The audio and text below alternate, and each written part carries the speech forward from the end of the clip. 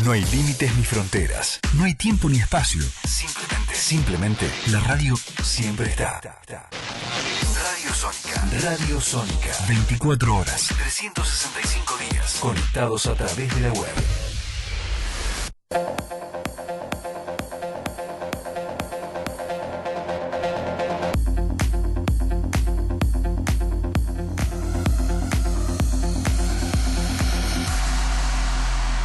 Comienza Gente Audaz. Ponte cómodo, porque comienzan tus 2 horas de desestrés con Francis Cedeño hasta las 13 en Radio Sónica, la radio más escuchada de Internet.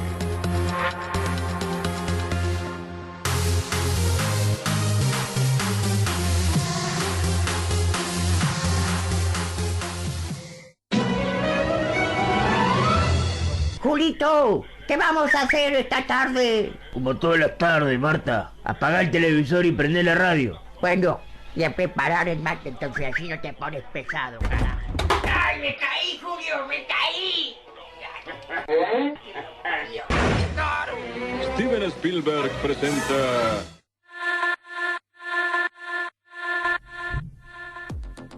Buenos días, ¿cómo están? Todo el mundo de vacaciones y René y yo acá. ¿Cómo estás, René? Hola, buenos días, chicos, ¿cómo están?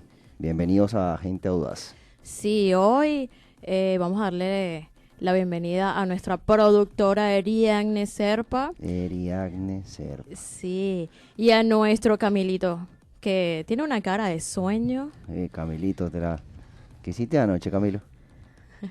Bueno.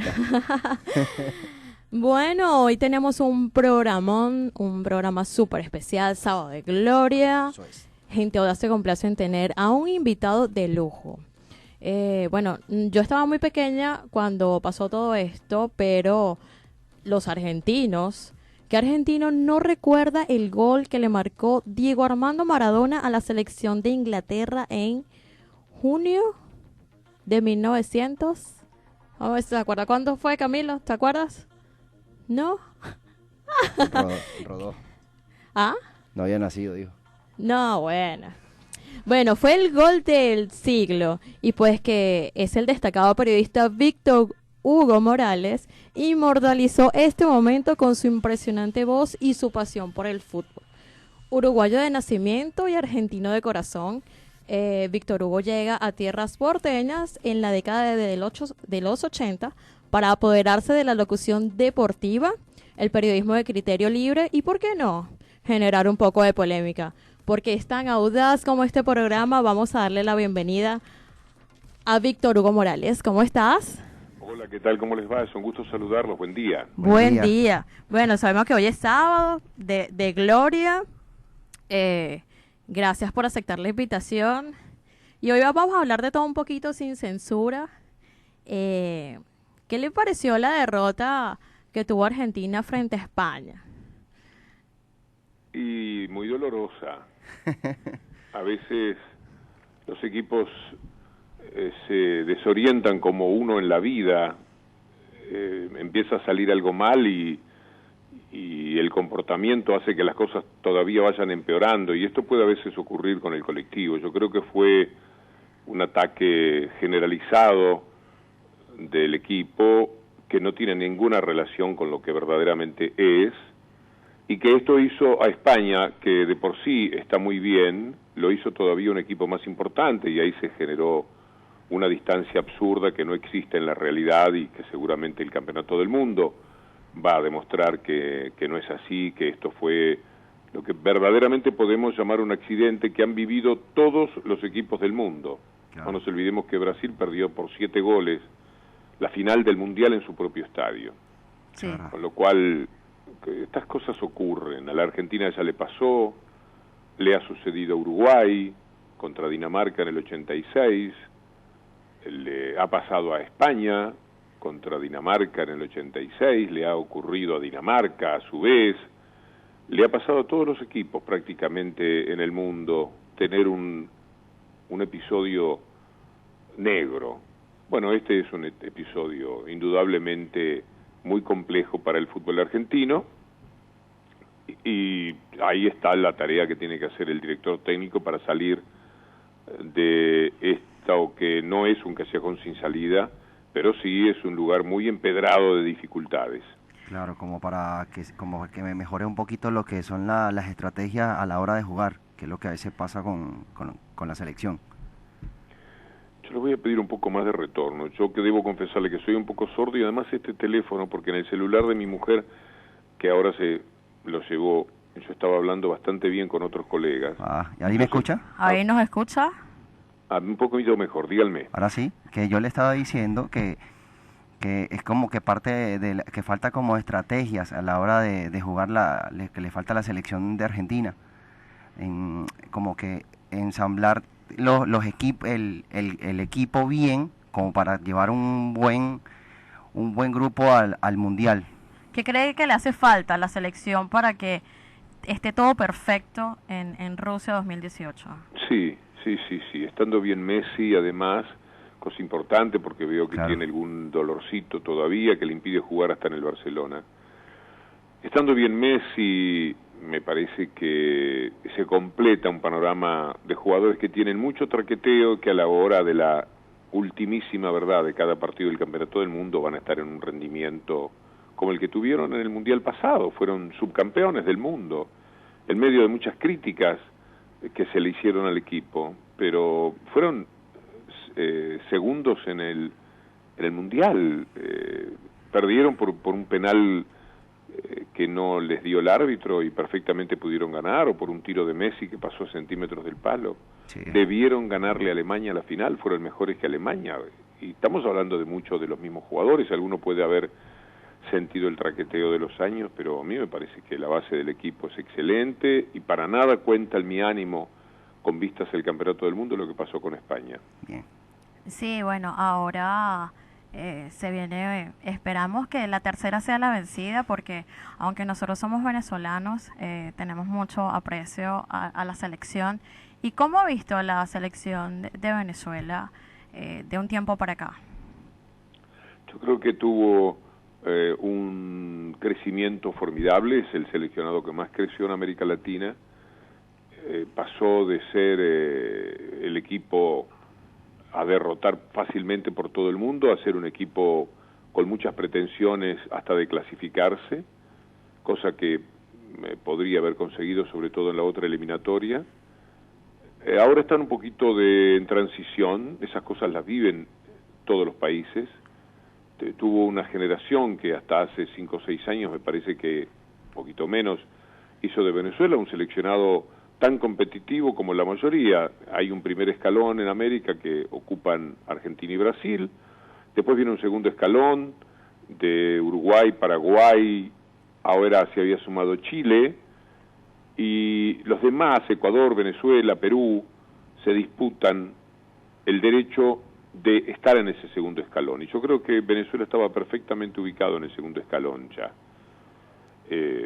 Por lo tanto, en términos relativos, tomado por épocas, tomado en franjas de 30 o 40 años, el fútbol de Venezuela, aún con este decaimiento que ha tenido en los últimos tiempos, en los últimos 2 o 3 años, a mí me parece que es el fútbol que más evolucionó en América y probablemente en el mundo. Yo no sé si hay, uno no ve todo, claro, pero yo no sé si hay en el mundo equipos seleccionados que hayan crecido como Venezuela. Por otra parte, Venezuela tenía como el fútbol su adversario más íntimo adentro, y es el béisbol.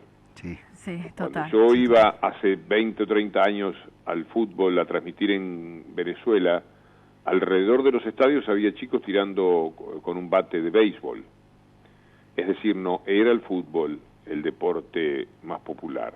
Supongo que todavía no lo es. No forma parte de nuestra cultura. Pero ese crecimiento, sobre todo en algunas regiones de Venezuela,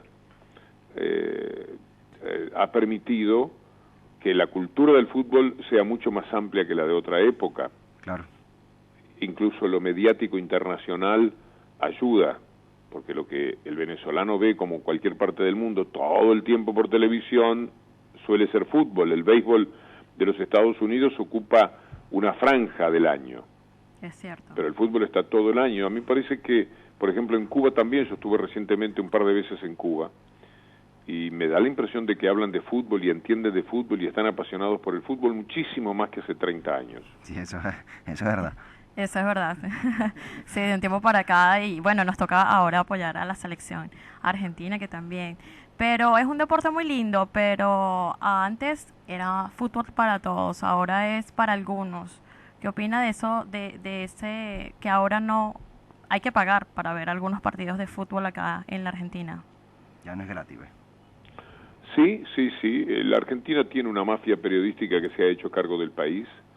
Es el grupo Clarín, que todo se lo roba. Apareció un juicio en los Estados Unidos diciendo que a través de su socio en TIC, Torneos y Competencias, coimeaban a todo el mundo para tener lo que tienen, pero lo han recuperado al tener la posibilidad de haber puesto un gobierno como el de Macri, que todo les ha devuelto, todo les ha dado después del empujón que ellos le dieron. Y esa mafia no se detiene ante nada, lo único que quiere es dinero, y entonces han sometido a la gente a que tengan que pagar para verlo. Lo que antes se pagaba con el dinero que ellos ganan, porque lo que la gente no entiende, a veces hay un grado de imbecilidad muy alto, una idiotez humana que a veces es peor que los malos.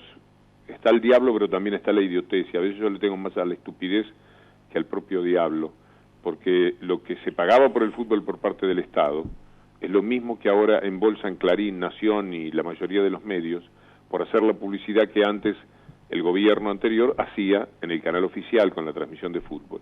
Claro. Concentraba la comunicación en el canal oficial, pagaba esa publicidad, se la daba al fútbol la plata y le daba el fútbol a la gente.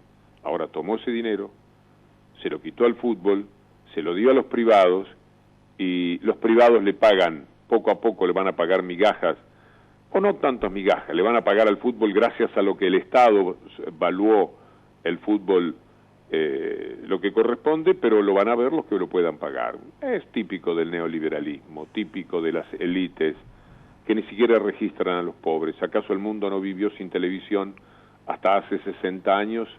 ¿Qué es esto de morirse ahora por mirar televisión? Que no miren televisión, que coman lo que hay, que coman lo que se pueda, los productos de tercera o cuarta línea, y que no joroben, y si joroban les vamos a pegar muy duro y los vamos a matar. Así, totalmente. Bueno, para los que se reintegran ahorita, estamos hablando con el periodista Víctor Hugo Morales, sin censura. Aquí nadie nos va a censurar porque vamos a hablar de todo un poquito. Y Víctor, ¿te has sentido perseguido por la censura desde tus inicios? Es indudable que estamos en un tiempo en el cual la pauta publicitaria del gobierno nacional, de la ciudad de Buenos Aires y de la provincia de Buenos Aires sumadas, han compuesto un poder que se lleva todo por delante. En una época, por ejemplo, con el gobierno anterior, alguien no se llevaba bien con el gobierno nacional, por supuesto los funcionarios siempre castigan. No son exactamente los presidentes habitualmente. Ahora Macri sí, Macri tiene intervención en esto porque lo demuestra el tema de Indalo.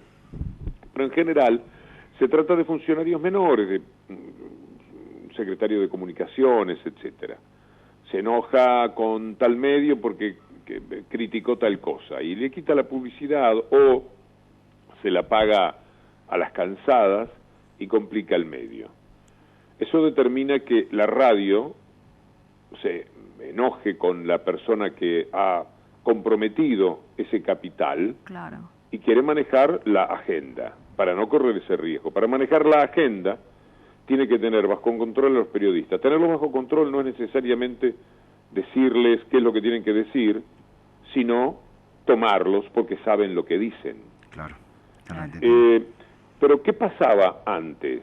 El gobierno nacional no te daba pauta, pero te lo daba el gobierno de Scioli, que no estaba alineado con el gobierno nacional. No se llevaban bien. Okay. Por más que Scioli después fuese el candidato de Cristina. Pero hubo tiempos, por lo menos, en los que no se llevaban bien. Scioli manejaba por su cuenta una enormidad de dinero de publicidad.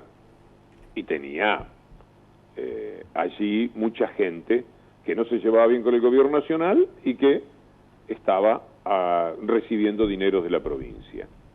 Y si no, tenías el gobierno de la ciudad de Buenos Aires, que era de Macri, por lo tanto era distinto al gobierno nacional y a Scioli. Vos eras Radio B, y Radio B iba a pedir pauta al Estado Nacional, le decía, no, yo le doy porque ustedes tal y tal cosa.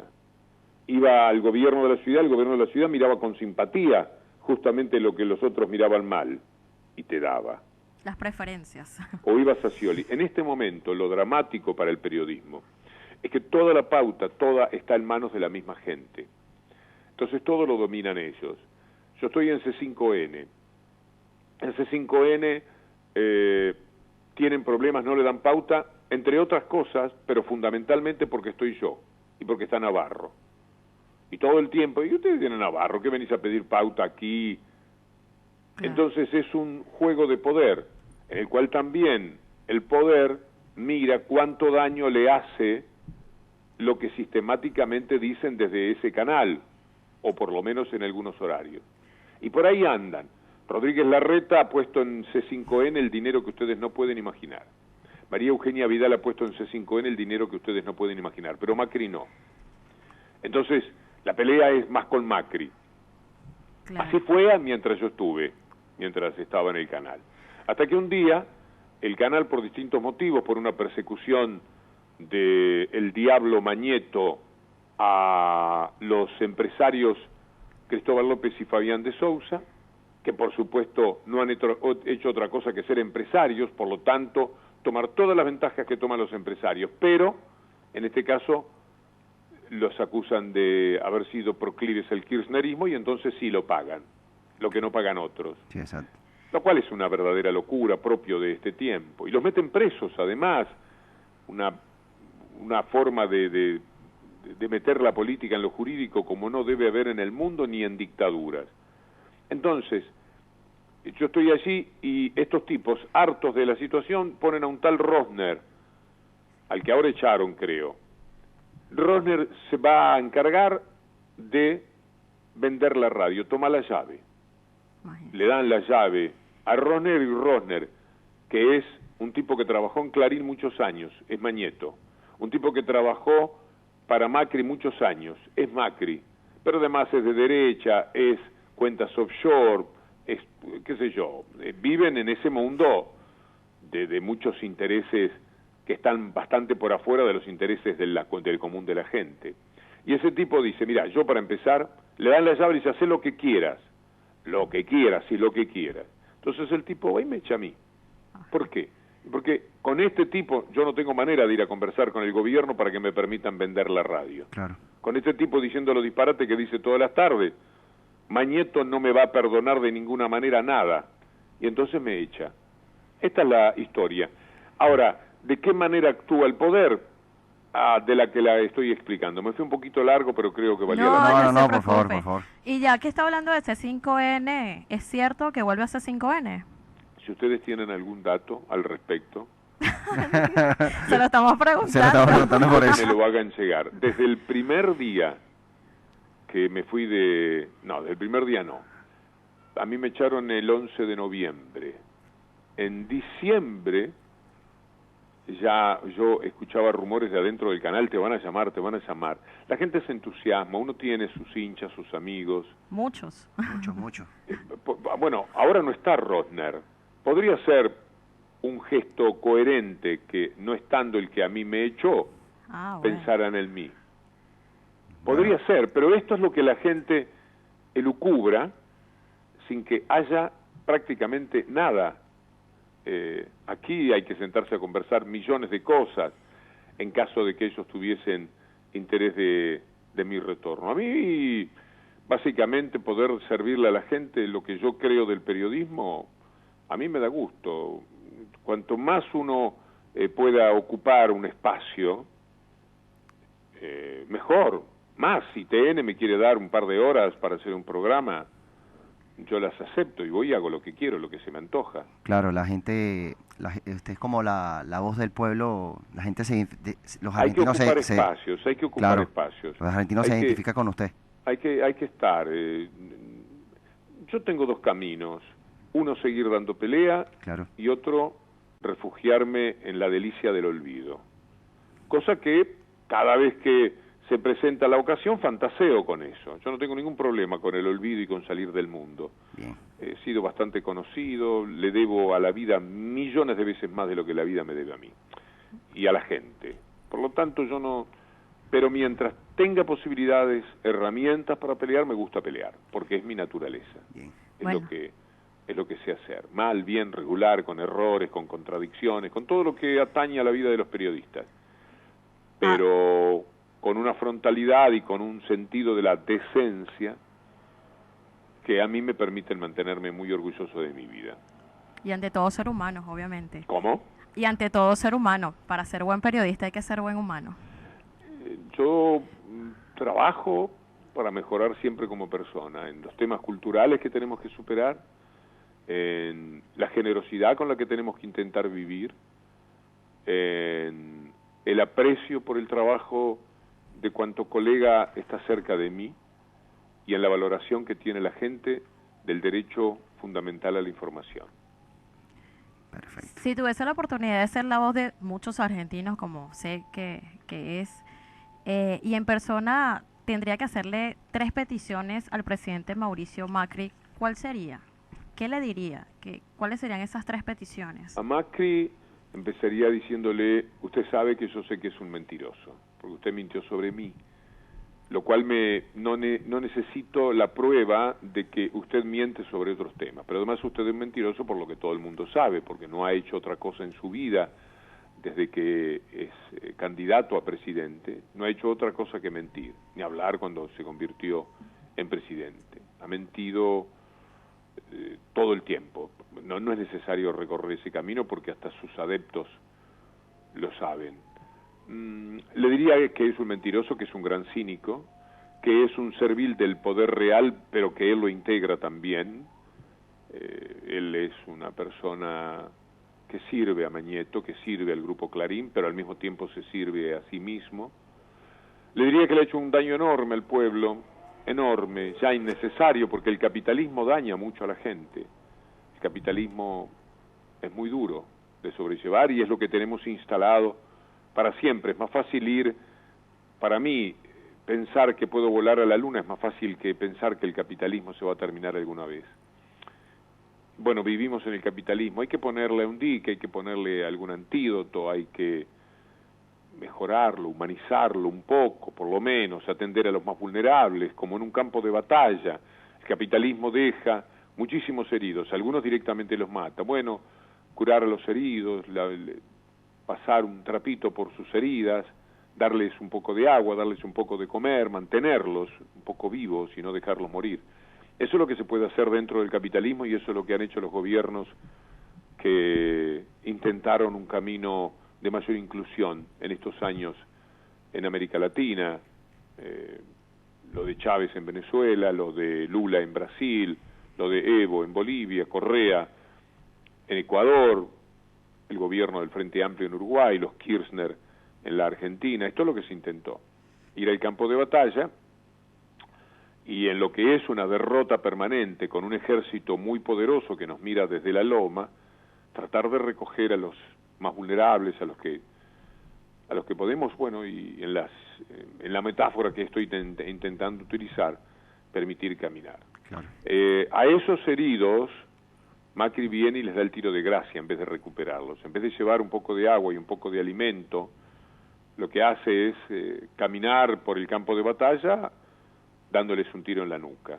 Esto es lo que hace el neoliberalismo con respecto a la gente, a las ilusiones y a los sueños de la gente. Así que en eso estamos y eso no tendría ningún problema en decírselo a Macri. Me encantaría porque como puedo, yo siempre tuve con Macri una cordial relación, una posibilidad de confrontar y ahora saco un libro en el que está incluido todo eso.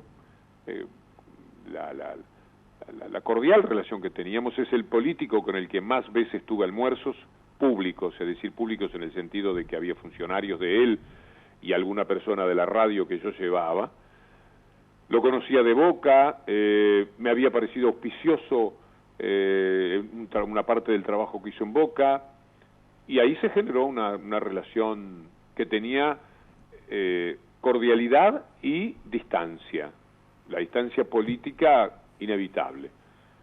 Pero cuando él, la primera conferencia de prensa, enero del 2016, miente que yo iba a su despacho como un vulgar buscador de pautas o algo por el estilo, cuando la realidad es que nunca hubo un encuentro que no fuera promovido, pedido por él y a veces con insistencia, porque yo soy reacio a tener contactos con la gente de poder. Imaginen ustedes que no conocí a Kirchner, imaginen ustedes que he tenido una reunión por ministro del gobierno anterior y en un caso excepcional como el de tomada 2 cafés.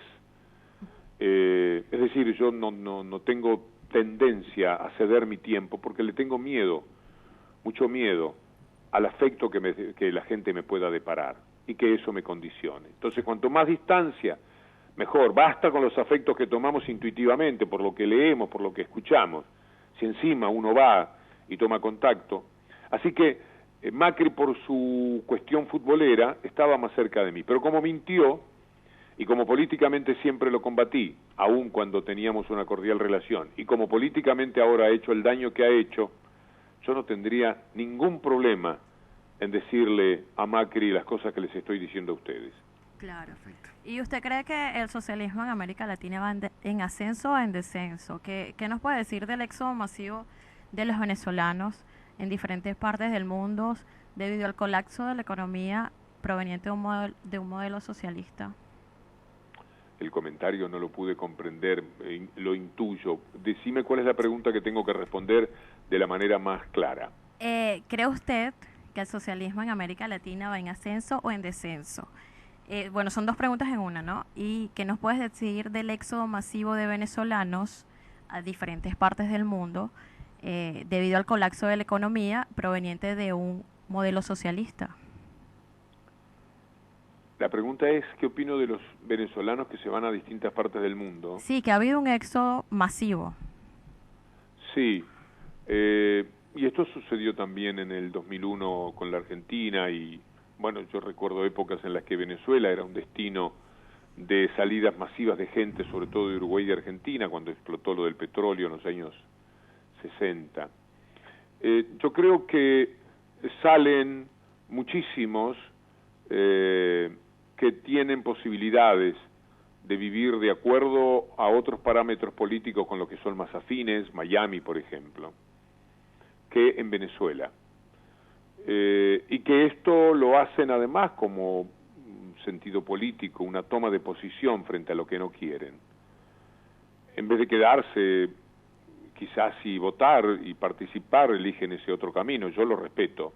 Cada cual hace con su vida lo que puede, lo que quiere. Claro. Pero me importan también los que se quedan. Y me importa decir de Venezuela una especie de síntesis que conozco perfectamente. Yo en el año 70 llegué por primera vez a Venezuela, 69. Era un muchachito, tenía 20 años. Lo que para mí significó esa experiencia, que después repetí muchas veces, fue muy pero muy doloroso. A mis ojos de muchacho joven, enamorado de América Latina, encontrar tanta pobreza y tanta miseria. La vida me dio una relación con una persona venezolana, con una mujer venezolana, que era una abogada importante y que estaba vinculada a sectores sociales muy fuertes de Caracas. Y yo compartí con ellos, qué sé yo, 4 o 5 reuniones y veía la forma de desprecio que tenían por la gente. Y siempre tenía en mi mente lo que iba de Maiquetía al centro de Caracas, con aquellos cerros que parecían casitas de muñeca a distancia y que después eran la fragilidad de la mayor pobreza que yo había visto en América Latina junto con la de La Paz. Y sabía lo que hacían con el petróleo y sabían cómo era un beneficio para muy pocos. Y conocía a esa élite que despreciaba al pueblo venezolano. Cuando apareció Chávez, más allá de ese acento caribeño y esa forma de ser que a veces desde aquí no era fácil de entender como la podían entender en un criterio cultural caribeño, yo siempre supe que Chávez era la resultante de un país inhabitable para las mayorías más vulnerables. Y pasado el rastrillo por algunas discrepancias que se podían tener, siempre entendí que lo de Chávez, que lo que estaba sucediendo en América Latina era, primero, una necesidad. Chávez es un producto natural tanto de los sueños de los pobres como de los abusos de los ricos. En algún momento no se puede más. E hizo cosas formidables. Debe haber tenido errores, seguramente hay corrupción, porque donde hay dinero siempre va a haber corrupción. Exactamente. Pero sus políticas públicas, lo que intentó para su pueblo fue educarle, darle la alfabetización que conocemos que ha tenido Venezuela, quitarle el manejo del petróleo a los menos para que lo usufructuaran los más, darles otro tipo de viviendas, porque aunque no se terminasen aquellas de los cerros, muchísimos pudieron bajar de los mismos a vivir en casas mucho más adecuadas. Les dio un sentido de la dignidad, es decir, dijo, la patria no es andar todo el tiempo con la cabeza gacha, con la pera hundida en el pecho, con miedo a levantar la mirada. Y ese empoderamiento del pueblo, por supuesto que es parte ahora de la resistencia que se tiene. Después tenemos lo político. ¿Cuál es mi mirada de lo político? Hubo triunfos democráticos elogiados hasta por Jimmy Carter. Elecciones como ningún otro país de América tuvo, te diría hasta la ociosidad. Y esas elecciones fueron las que mantuvieron los gobiernos de Chávez y después los de Maduro. Maduro ganó 2 elecciones, la segunda con solvencia, diciembre del 2013. En febrero del 2014, el ya golpista López, y digo ya golpista porque había estado en el 2002, y los medios de comunicación que habían festejado la caída provisoria de Chávez en aquellas 24 horas de abril, creo, del 2002, intentó un golpe de Estado, dado por la gente, y empujó a la gente de la derecha, a la calle, a llevarse por delante a un gobierno que había sido votado 2 meses antes, 3 meses. ¿Qué respeto hay por la democracia? ¿Y qué defensa tiene la democracia sino juzgar a los que van contra la democracia? ¿Qué harían ahora? Ahora cuando tratan de hacer cualquier cosa con los mapuches, que son 8 y que no tienen nada más que ondas, para tener un enemigo visible diciendo que atentan contra la democracia. ¿Qué era la salida de López? Bueno, a los mapuches directamente los han matado. A López lo encarcelaron. A López y seguidores. Claro. ¿Qué defensa tiene la democracia? Insisto en la pregunta. ¿Cuál es el mecanismo de defensa para la democracia si un personaje como López empuja a la calle a la gente para que tire abajo un gobierno que fue electo hace 3 meses por la mayoría? ¿Cómo esto puede entenderse? Claro. Y como ese gobierno resiste y el pueblo resiste, siguen los ataques y muertes en las calles. Y las muertes no son culpa del que manda a la gente a morir, a voltear un gobierno, sino que son culpas del gobierno, que defiende lo que el pueblo le ha dado como orden constitucional. Es una locura. Y aparecen todos los medios internacionales, CNN, Clarín o Globo, El País de España, ABC de España, todo enloqueciendo en torno a una persecución atroz a Venezuela y diciendo medias verdades, alguna verdad y una infinidad de mentiras que no tienen límite. En ese marco están los que resisten y dicen, ahora tengo que hacer una cola de 20 cuadras para comprar papel higiénico, como le ha pasado. Sí, es totalmente cierto.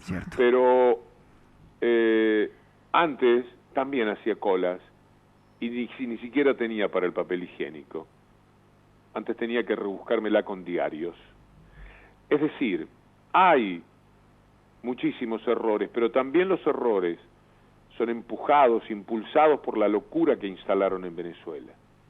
Debe ser muy difícil gobernar Venezuela en medio de la batalla. Es como un general cuyo caballo da vueltas y vueltas en el medio del campo de batalla buscando un destino. Sabe lo que quiere, pero mira a su alrededor y muchas cosas se le han caído. Exacto. Entonces enloquece y corre para un lado y va para el otro. Comete errores, pero los errores son impulsados por un enemigo que no tiene la mínima piedad.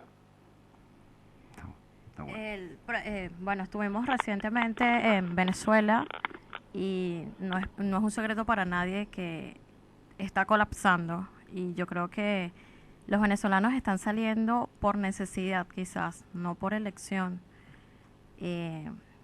Lo decimos porque somos venezolanos y hemos vivido todo eso, ¿no?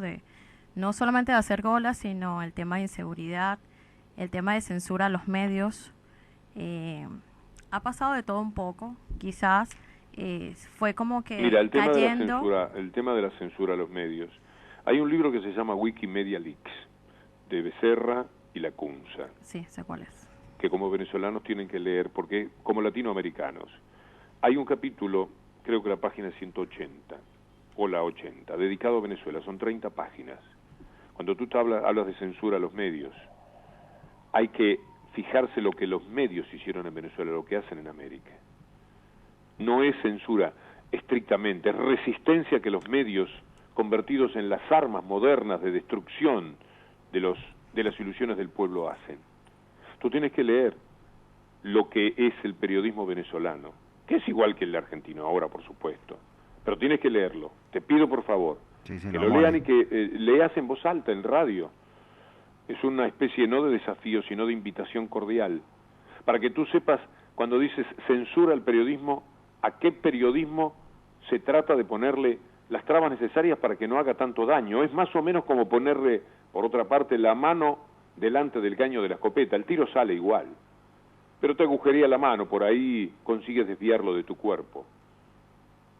Pero hay que leer lo que ocurrió en el 2002 en el golpe de Estado y lo que han hecho después, lo que hace los Estados Unidos dentro de Venezuela, y lo hace a través de los periodistas, y lo hace a través de las ONG.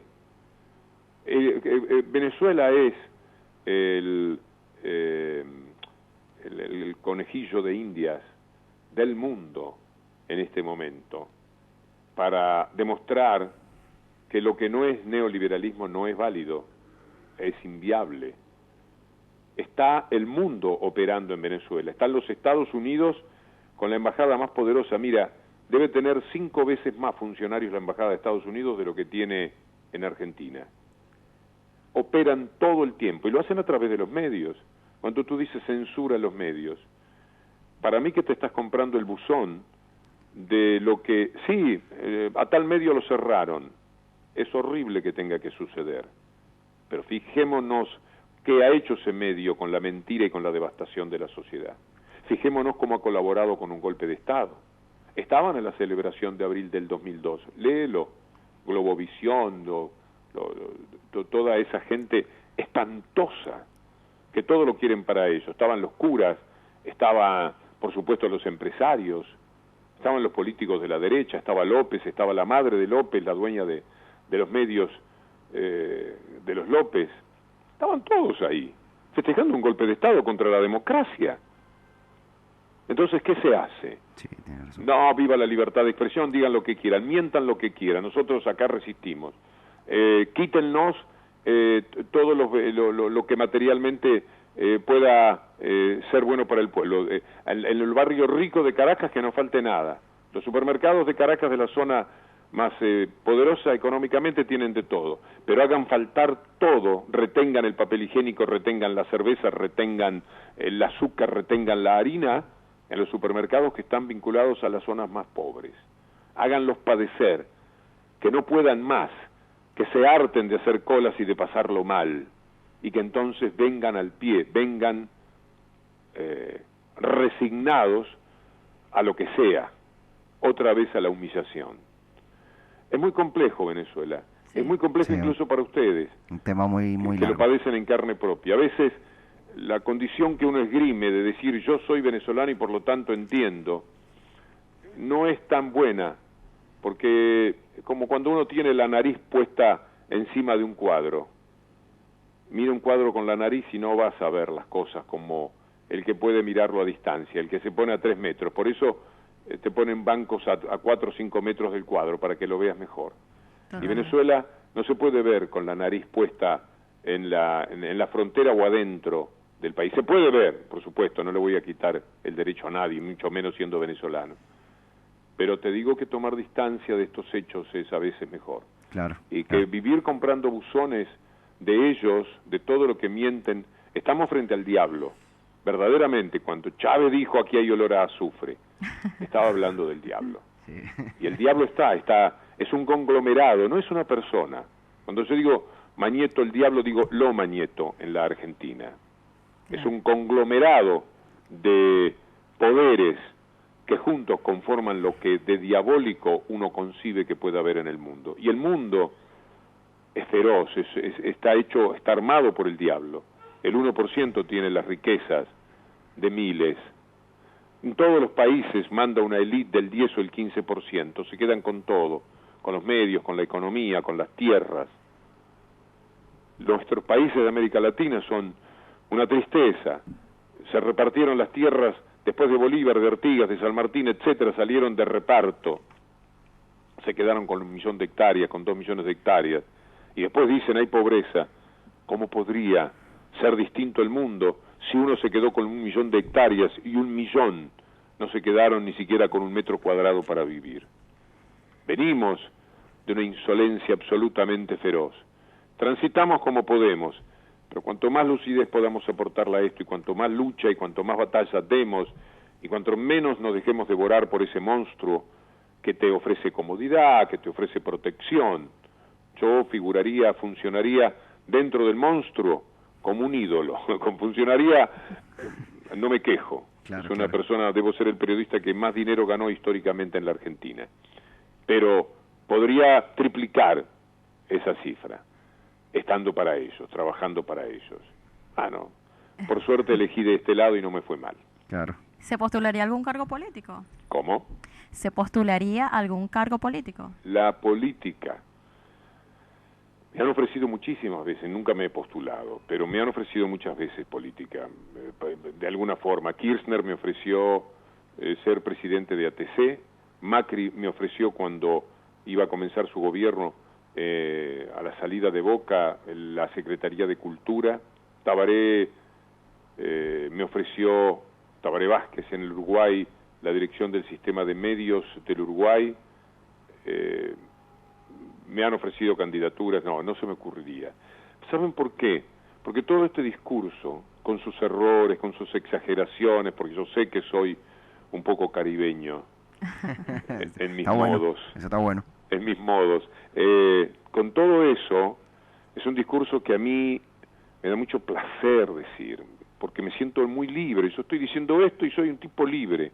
Ahora, si yo funciono con estas mismas ideas dentro de un partido político, muchas de las cosas que digo molestan dentro del partido y me las tengo que tragar. Claro. Y no me gusta. Entonces hay una mezcla de egoísmo, por el individualismo que esto conlleva, y de preservación de los valores en los que creo. Dentro de la política, al otro día de estar en política tienes que morigerar tu discurso, tienes que acomodar tu discurso.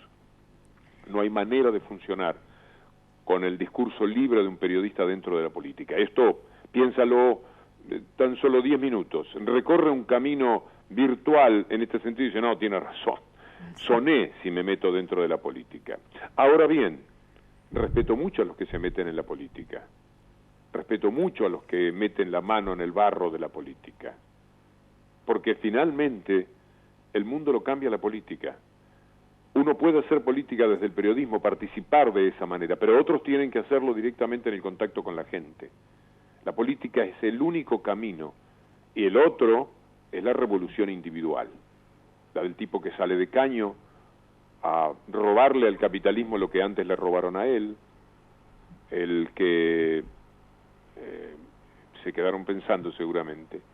Pero es la única manera de pelear contra el capitalismo. Una revolución individual. El que se anima, y las consecuencias las pagamos todos. Del lado de los agresores del capitalismo ladrón y del lado de los que, creyéndose más decentes o sintiéndose más decentes, integran los bienes, los beneficios de lo que es el capitalismo.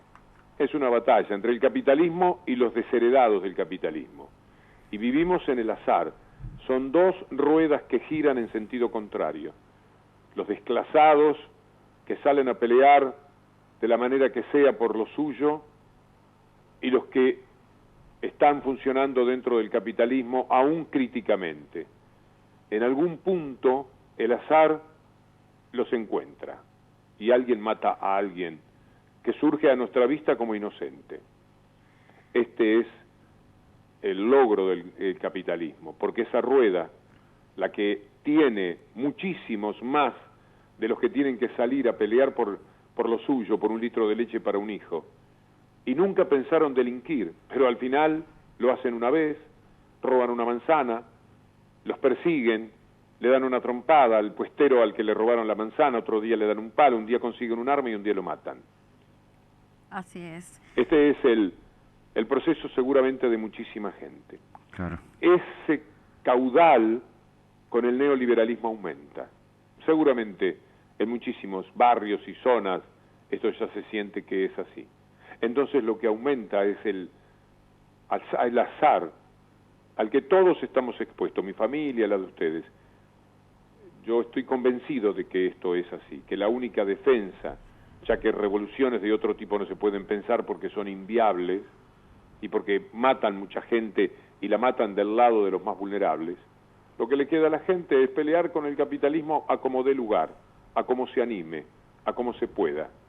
Sea periodista o sea la persona que sale a la calle a robar un celular para venderlo, para ese día llevar un poco de dinero a su casa o a sus vicios, porque no nos olvidemos que el capitalismo, entre otras cosas, engendra una sociedad sin caminos de felicidad reales, solamente simulacros de felicidad, y en eso se drogan los pobres y se drogan los ricos. Cuando hablan del aumento de la droga, de lo que no hablan nunca es del aumento de la infelicidad básica de la gente, a que le dicen que lo único que vale es comprar algo en un mundo en el que la inmensa mayoría no puede comprar ese algo. Disculpe que me fui un poquito largo. No, para tranquilo, nada. Estamos extasiados escuchándolo acá. Seguimos acá en Gente Audaz y bueno, nos preguntan los oyentes nos hacen varias preguntas qué piensa en relación al conflicto docente. El otro de Lara San Juan, si nos puede decir más o menos, dicen que qué piensa usted con relación al conflicto docente. Nos pregunta un oyente acá. Y están las generales de lo que digo, la respuesta. Por supuesto que si veo con tan malos ojos a un gobierno neoliberal que va inmediatamente contra valores de la cultura y de la educación y de la salud, esto implica que un gobierno neoliberal siempre va a ver con malos ojos a la educación pública, porque este es un fundamento esencial del capitalismo. Cuanto menos se educan, más posibilidades para que sean las élites, ellos, sus hijos, sus nietos, los que mandan en el mundo, porque finalmente van a ser los únicos que estén preparados. Si la primaria no la terminan, mala suerte, que trabajen. Secundaria por la mitad, y bueno, ¿qué se va a hacer? Nivel terciario, sin poder continuar, basta de plan progresar, basta de ayudar, basta de esto, basta de lo otro. Entonces, millones van a quedar por el camino. Y esos que son miles, no millones, las élites dominantes, grandes colegios, grandes posgrados, y después hay que elegir un ministro. ¿Y qué elegimos? ¿Al que no terminó secundaria, al que apenas empezó la facultad, o al que hizo la facultad, paga, el que tiene contactos sociales, el que hizo un posgrado en Harvard? No hay mucho para pensar a quién van a elegir. Claro. Claro. Este es el mundo, por eso es que la educación pública a ellos no les importa nada, es un desastre para ellos tener que ocuparse de ese tema. Lo hacen porque tienen que disimular, pero no les interesa. Buenísimo. ¿Y qué piensa de Lara San Juan? Es un tema bastante críptico para mí. Ahí lo que tomo es la frivolidad insultante de Macri, que la primera visita que le hizo a los familiares fue con vestido de ropa deportiva porque venía de jugar un partido de pádel. Y todo ha tenido, metafóricamente, ese comportamiento del gobierno frente a Lara San Juan. Ocultar, no decir la verdad. Llegaron al colmo, Aguad, de decir, bueno, ahí estaban los tripulantes también, ojo, a lo mejor la nave estaba mal, pero ¿y los tripulantes qué hicieron? este gobierno es de un grado de cinismo y de hipocresía. Si no fuera que hay tanta gente que lo pasa muy mal, le decía recién a un colega, si no fuera que hay gente que se muere o ni siquiera nace con el capitalismo y con el neoliberalismo, me permitiría decir que de este gobierno lo que más me molesta es su cinismo y su hipocresía. Pero dicho así, es como una falta de respeto al que en este mismo momento empezó a pasar hambre, el que perdió su trabajo. Es un lujo decir que a uno lo que le molesta es el cinismo. Pero yo que no tengo todavía esas necesidades urgentes, me lo puedo permitir, es decir que de esta gente me enferma con su cinismo y que en el Ara San Juan han sido cínicos, indiferentes, frívolos y mentirosos. Que por otra parte son condiciones de las que nunca se apartan en cualquier manifestación que tenga que ver con su gobierno. Exacto. Buenísimo, las horas se nos ha pasado pero volando y ha sido una charla muy rica. Y bueno, ya nos toca cerrar esta hora. Sí, y para veo. cerrar... Yo les agradezco mucho, estaremos en contacto cuando gusten. Les mando un abrazo muy cordial y absolutamente siempre a la orden, como fue esta vez. Sí, bueno, y un mensaje final para todos los que quieran entrar en el amplio mundo del periodismo. ¿Qué consejos le das? Leer mucho. La única defensa que tenemos es la información y la cultura. Ustedes leerán mucho, pero tienen que agregarle todo lo que se pueda. Y yo leo mucho y siento que siempre me falta más. Y me informo mucho, pero siempre se me escapa algún dato. Claro. Siempre trato de estar informado. El periodista tiene que ser lo más preparado posible en el nivel intelectual y para eso hay que leer todo lo que se pueda, cultivar el mundo de las artes, aunque sea como espectador, e informarse. Hoy día, aún en medio de la cerrazón informativa de estos medios mafiosos que manejan el país, hay vueltas que uno puede dar con un poco de paciencia. Claro, no todos tienen el tiempo necesario, pero los periodistas tenemos que tenerlo. Tenemos que saber cosas, tenemos que preguntar por convicciones, por ideología, pero también por información, mucha información. Es el mecanismo de defensa. Y además, la información le permite a los periodistas, con determinados valores, confrontar con los periodistas del sistema, los periodistas que están cómodos con el sistema, porque los periodistas que están cómodos con el sistema están muy mal informados, porque solo se informan con Clarín y Nación. Y cuanto dicen Clarín y Nación de política y economía, cuanto dicen Clarín y Nación de política y economía, es mentira. Apenas puede haber a veces una media verdad que funciona peor que una mentira. Para poder desenmascarar eso, en cualquiera de los temas de discusión de la vida nacional hay que estar informado. Así que como sugerencia, más que como mensaje, eso es lo que se me ocurre. Muy bien, de verdad que fue Víctor Hugo Morales sin censura acá en Gente Audaz. Gracias, Víctor Hugo, por dedicarnos esta hora en Gente Audaz. Y espero algún día vengas personalmente a la radio y así podamos hablar un poco más. Yo soy gauchito para esas cosas, pero también tengo una agenda muy compleja. Sí, eso lo sabemos y agradecemos tu tiempo de verdad. Para preparar este rato de nota y tenerlo completamente libre al tiempo que diese lugar, hay que hacer muchas movidas. Estoy terminando un libro, por ejemplo, y tiene que venir la gente que me... ¿Pero qué les voy a decir? Parece un reproche, de ninguna manera. Quiero decir que la voluntad es la ¿Cómo se llama el máxima. libro? ¿Ya tiene el nombre? ¿Cómo? ¿Ya tiene el nombre del libro? ¿Cuándo sale? Sale, lo voy a presentar en las ferias, si Dios quiere. Ah, buenísimo. El 28 de abril sería mi turno. Estaríamos por allá entonces. El título provisorio es Textualidades, porque recoge mucho de lo ya dicho, envuelto en el contexto de lo que ahora quiero decir, sobre eso que dije, muchas veces marcando los errores de lo que dije, y muchas veces también los aciertos de lo que dije. Claro. Muy bien, muchísimas gracias, Un abrazo Víctor Hugo. grande, que estén muy bien. Un abrazo. Igualmente.